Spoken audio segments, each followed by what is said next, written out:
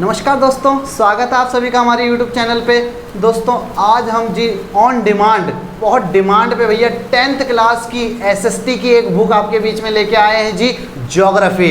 आज हम ज्योग्राफी का फर्स्ट चैप्टर आपके बीच में लेके आए हैं जी। चैप्टर का नाम है रिसोर्सेज एंड डेवलपमेंट। देखो जी, बहुत इंपॉर्टेंट चैप्टर है। अगर आप मार्क्स वेटेज के हिसाब से इस चैप्टर को इस टर्म 1 में देखते हैं तो टर्म 1 में आपका एग्जाम देखो जी बहुत नज़दीक है। सभी के सभी बच्चे भैया अभी से पढ़ाई करना चालू कर दो भाई। अब आपके लिए सारी की सारी वीडियो आएंगी SST की। क्लियर? तो आज हम अपना चैप्टर नंबर 1 स्टार्ट करते हैं जी, ज्योग्राफी का, जिसका नाम है रिसोर्सेज एंड डेवलपमेंट। तो क्या पढ़ेंगे हम इस चैप्टर में? सबसे पहले उस चीज़ को समझते हैं जी। एकदम बेसिक से आपको बताया जाएगा कि इकोनॉमिक में जो रिसोर्सेज अवेलेबल है हमारे पास, उसका हमारी लाइफ में क्या यूज़ है, हम उन रिसोर्सेज तक कैसे पहुंच पाते हैं, इन सभी चीज़ों को आज आपको बताया जाएगा। तो सबसे पहले रिसोर्सेज की डेफिनेशन पे चलते हैं भैया कि क्या डेफिनेशन है रिसोर्सेज की। तो देखिए जी, आपकी स्क्रीन पे आपको रिसोर्सेज की डेफिनेशन दिख रही है कि कोई भी वो चीज़, कोई भी वो मटेरियल जो हमारी इकोनॉमी में इकोनॉमिकली फिजिबल है, कल्चरली एक्सेप्टेबल है एंड आपका टेक्नोलॉजिकली एसेसिबल है, यानी जिसको हम टेक्नोलॉजिकली तौर पे एसेस कर सकें। हमारी इकोनॉमी में तो बहुत सारे रिसोर्सेज हैं, बट क्या हम सब रिसोर्सेज को निकाल सकते हैं? नहीं जी, हर किसी को निकालने के लिए हमारे पास टेक्नोलॉजी अवेलेबल नहीं है। कई सारी चीज़ें हमारी अर्थ के अंदर है जहाँ तक हमारी पहुँच ही नहीं है। तो टेक्नोलॉजिकली एसेसिबल होना जरूरी है जी, आपकी एसेस होनी चाहिए, वहाँ तक आप पहुँच सको। इकोनॉमिकली फिजिबल, कि आप उसको इतना आपके पास रिसोर्सेज हैं कि वो नया रिसोर्स जो आप लेना चाहते हो उसके लिए भी तो पैसा होना चाहिए। क्या आपके पास वो सारा पैसा है? देखो, जैसे एक डेवलप कंट्री है, एक develop country under develop country पे क्यों पैसा इन्वेस्ट करती है? क्योंकि अंडर डेवलप कंट्री के पास रिसोर्सेज तो होते हैं, बट उन रिसोर्सेज को निकालने के लिए पैसा नहीं होता। इसलिए डेवलप कंट्री से हम मदद मांगते हैं कि आप हमारे देश में इन्वेस्ट करो। इकोनॉमिकली फिजिबल होना चाहिए कि हम उस रिसोर्स तक पहुंच पाए, उस रिसोर्स को हम ले सकें, हमारे पास इतना पैसा होना चाहिए भाई। तीसरी चीज, कल्चरली एक्सेप्टेबल, कि हम उसको अपने कल्चर में एक्सेप्ट करते हो, कहीं वो रिसोर्स हमारी लाइफ में यूज उसका होना चाहिए। ऐसे नहीं कि इकोनॉमी में तो बहुत सारी चीज़ें, हमारी अर्थ पे बहुत सारी चीज़ें, सब चीज़ हमारे यूज़ में थोड़ी होती हैं, वो कल्चरली एक्सेप्टेबल होनी चाहिए। जैसे आपका पेट्रोलियम है, पेट्रोलियम का हम यूज़ करते हैं, उसको एक्सेप्ट करते हैं क्योंकि वो हमारी कार्स में यूज़ होता है, हमको कार चलानी है तो पेट्रोल की ज़रूरत होती है। तो ये जो 3 चीज़ें, जो कोई भी थिंग्स आपकी इकोनॉमी में एक तरह से ये तीनों प्रॉपर्टीज उसके अंदर हो, तो इसे हम क्या कहते हैं जी? हम कहते हैं रिसोर्स। तो रिसोर्स की एकदम बेसिक डेफिनेशन आपको बताई है। अब देखो जी, रिसोर्स तक पहुंचने के लिए 2 तरह के रिसोर्स होते हैं। पहले तो आप समझो, 2 तरह के आपकी इकोनॉमी में रिसोर्सेज होते हैं। सबसे पहला आपका ह्यूमन रिसोर्स। देखो जी, हम मनुष्य हैं, हम भी तो एक रिसोर्स हैं, हम भी एक संसाधन है, ह्यूमन रिसोर्सेज। दूसरी तरफ आता आपका फिजिकल रिसोर्सेज, यानी जितनी भी चीज़ें आपके एनवायरनमेंट से मिलती है, ये फिजिकल रिसोर्सेज होती हैं। अब ह्यूमन रिसोर्सेज से फिजिकल रिसोर्सेज तक पहुंचने के लिए आपको एक चीज की जरूरत होती है, और उस चीज को हम क्या कहते हैं जी? टेक्नोलॉजी। टेक्नोलॉजी की मदद से ही एक ह्यूमन फिजिकल रिसोर्सेज तक पहुंच पाता है। फॉर एग्जाम्पल, हमने टेक्नोलॉजीज बनाई, हमने ऐसी तकनीकें बनाई जिससे ह्यूमंस इन फिजिकल रिसोर्सेज का आज यूज कर पा रहे हैं। देखो जी, अब एक टेक्नोलॉजी बनाई हमने कि हवाओं का इस्तेमाल किया, हवाओं का प्रेशर का यूज़ किया, हमने हवाई जहाज बना दिया। हमने कई सारे ऐसी चीज़ों का यूज़ किया भैया जिसमें हम एक टेक्नोलॉजी के थ्रू उन फिजिकल रिसोर्सेज को बना पाए। जैसे हमने एक पेट्रोल को समझा, एक टेक्नोलॉजी डेवलप करी, एक आपने मशीन बनाई जिसका हमने नाम दिया कार। तो उस टेक्नोलॉजी की मदद से आज हम पेट्रोल का यूज़ कर पाते हैं। तो ह्यूमन रिसोर्सेज की मदद से ही हम फिजिकल रिसोर्सेज तक पहुंच पाते हैं, और बस उसके लिए कनेक्टिविटी चाहिए होती है हमें। क्या चीज़? टेक्नोलॉजी। तो आप अपनी अगर बुक का चैप्टर 1 में फर्स्ट पेज खोलोगे भैया, तो आपको इजीली एक चीज़ सुनने को मिलेगी, यहाँ पे पढ़ने को मिलेगी, the process of transformation of things available in our environment involves an interactive relationship between nature, technology and institution. देखो जी, आपको नेचर, ये नेचर से मिलता है फिजिकल रिसोर्सेज, ये ह्यूमन रिसोर्सेज एक इंस्टीट्यूशन है, संस्था है, और इन इंस्टीट्यूशंस को इस नेचर तक पहुंचने के लिए एक टेक्नोलॉजी की ज़रूरत पड़ती है। तो टेक्नोलॉजी क्या है? एक इनके बीच का ब्रिज है जिससे आप ह्यूमन रिसोर्सेज,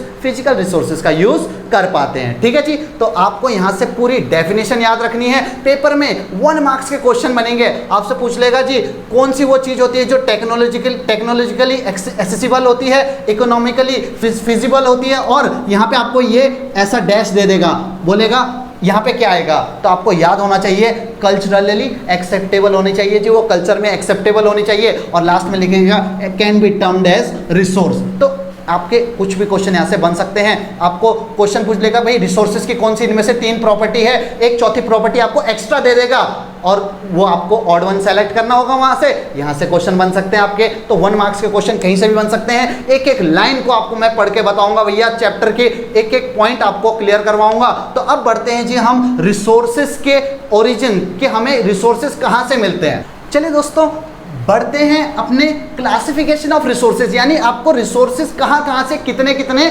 मिलते हैं, कैसे मिलते हैं, उनके बारे में उनको क्लासिफाइड करते हैं। तो सबसे पहला जो आपको रिसोर्सेज मिलते हैं on the basis of origin. देखो जी आप अपना जल्दी से सेकंड पेज निकाल लीजिए, वहां पे देखिए कि on the basis of origin, कहां से ओरिजिन होता है किसी भी रिसोर्स का। इसके हिसाब से ये 2 तरह के रिसोर्स होते हैं, बायोटिक और अबायोटिक। तो देखो जी बायोटिक और अबायोटिक आपने वैसे तो साइंस में पढ़ ही रखा होगा। देखो साइंस और ज्योग्राफी दोनों मिलती जुलती हैं जी, भाई बहन है, ये दोनों में एक ही जैसी चीजें मिलेंगी, बायोटिक और अबायोटिक। क्या होता है बायोटिक और क्या होता है अबायोटिक, आपको बहुत अच्छे से पता होगा। हम जितने भी हमारे लिविंग ऑर्गेनिजम्स हैं वो सब क्या होते हैं जी, बायोटिक। हिंदी में कहें तो जिनमें भी हम मतलब एक तरह से प्राण जान जो बोलते हैं वो हो, तो उन्हें हम क्या कहते हैं जी, जीव, एक तरह से जैविक आपके एलिमेंट्स जो होते हैं बायोटिक कहलाते हैं, जिसमें भी एक जान होती है। तो लिविंग ऑर्गेनिजम्स आपके क्या बन जाते हैं जी, बायोटिक। यानी जितने भी आपकी इकोनॉमी में पेड़ पौधे हैं, जितने भी जीव जंतु हैं, मनुष्य है, ये सब क्या हैं जी आपके बायोटिक। तो बायोटिक रिसोर्स और अबायोटिक में क्या होते हैं जी, जितने भी नॉन लिविंग थिंग्स होती हैं, जितनी भी हमारी, उन सभी चीज़ों को हम क्या कहते हैं, अबायोटिक। क्लियर, जिसमें आपके आ जाते हैं जी रॉक, आपका सैंड, ये सब चीज़ें, ये सब क्या है, अबायोटिक है। आपके आसपास जितने भी नॉन लिविंग थिंग्स हैं, जैसे आप चेयर्स, आप बोर्ड, जितनी चीज़ें देख सकते हो अपनी लाइफ में, वो सब क्या है, नॉन लिविंग। ठीक है, चलिए दोस्तों बढ़ते हैं अपने सेकंड पॉइंट पे, on the basis of exhaustibility का मतलब जो एक समय के बाद समाप्त हो सकते हैं या नहीं हो सकते। इसके हिसाब से हमारे 2 तरह के रिसोर्स होते हैं यहाँ पे, एक होते हैं रिन्यूएबल और एक होते हैं नॉन रिन्यूएबल। रिन्यूएबल और नॉन रिन्यूएबल बहुत ही इजी टॉपिक है। रिन्यूएबल रिसोर्सेज जिनको आप रिन्यू कर सकते हो, यानी बार बार बना सकते हो, ऐसे रिसोर्सेज आपके रिन्यूएबल रिसोर्सेज है, जैसे वाटर, एयर। तो ये ऐसी चीज़ें जैसे सनलाइट, जब तक सूरज चांद रहेगा भैया तब तक तुम्हारा नाम रहेगा ना, ऐसा होता है। तो जब तक ये चीज़ें धरती पे रहेंगी तब तक हम इनका यूज़ कर सकते हैं जी, कभी ये ख़त्म ना होने वाली चीज़ें हैं। जबकि कुछ चीज़ें ऐसी होती हैं जो एक टाइम के बाद क्या हो जाती हैं जी, फिनिश, ख़त्म, tata bye bye, goodbye हो जाएगा उनका, तो उन्हें हम कहते हैं non renewable resources. For example आपके जितने भी पेट्रोलियम प्रोडक्ट्स हैं, हम बोलते हैं ना फॉसिल फ्यूल्स, एक टाइम के बाद क्या हो जाएंगे, खत्म हो जाएंगे, इसलिए हम बोलते हैं इनको सही ढंग से इस्तेमाल करना चाहिए। कैसे इस्तेमाल करना चाहिए जी, सही ढंग से इस्तेमाल। क्लियर, आगे बढ़ते हैं जी अगले पॉइंट पे चलते हैं हम, on the basis of ownership. Ownership के बेसिस पे आपके रिसोर्स होते हैं। तो देखो जी सबसे पहला है इंडिविजुअल रिसोर्स। इंडिविजुअल रिसोर्स ऐसे रिसोर्स होते हैं भैया जो आपके पर्सनल होते हैं, जैसे आपका इंडिविजुअल का घर, आपका अपना घर है जी, क्या उसमें कोई बाहर का बंदा आ सकता है बगैर आपकी परमिशन के? बिल्कुल नहीं, वो आपके इंडिविजुअल रिसोर्सेज है। ऐसी आपकी प्रॉपर्टी होती है, आपकी गांव में जमीन होते हैं, आपके खेत होते हैं, वो सब आपके इंडिविजुअल रिसोर्स है, उसको और कोई बंदा बाहर का इसमें आकर के नहीं रह सकता, ये इंडिविजुअल रिसोर्सेज हैं। दूसरा आता है आपका यहाँ पे कम्युनिटी रिसोर्सेज। अब जैसे आप जैसे अपने घर के गेट से बाहर निकलते हो, आपकी गली आ जाती है, ये गली बच्चों आपकी अकेले की नहीं है। आप यूँ नहीं बोल सकते मेरे बाप की गली है, इस गली में कदम नहीं रखने का।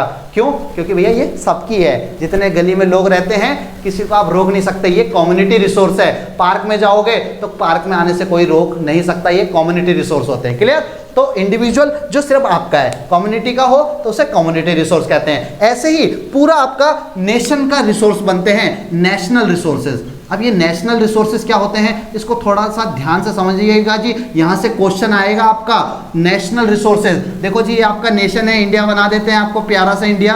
अब ये मत बोलना भैया ये कैसा इंडिया है, ये हमारे सपनों का इंडिया नहीं है। तो भैया ये हमारे सपनों का इंडिया बना दिया मैंने।